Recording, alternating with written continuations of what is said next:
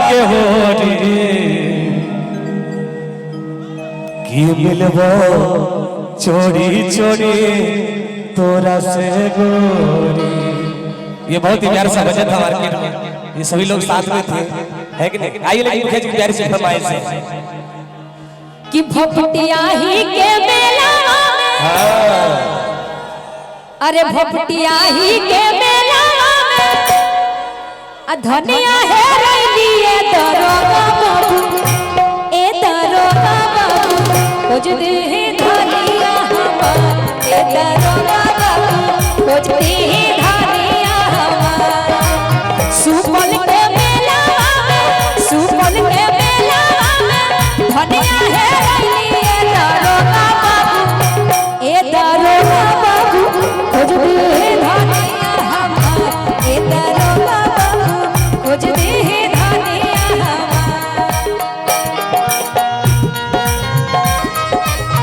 थोड़ा सा इंस्ट्रूमेंट वाले का लेवल बढ़ा दीजिए ना, इंस्ट्रूमेंट का लेवल थोड़ा सा, बहुत सारा साउंड होता है, थोड़ा सा लेवल बढ़ा।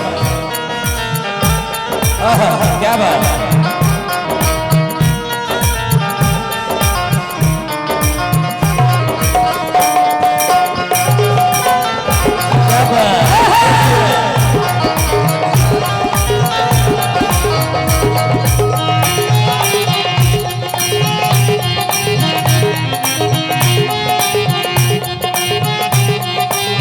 मुखिया जी कहना है, राजा जी कहता रहे कि नहीं दरोगा बाबू, मुखिया जी कह रहे, मुखिया जी सुनिए बात, अच्छा है कि नहीं?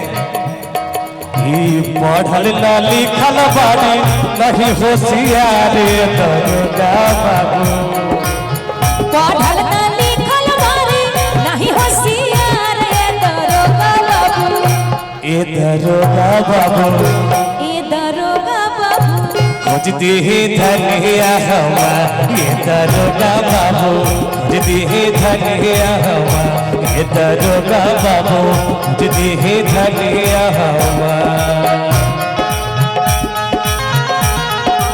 याद करो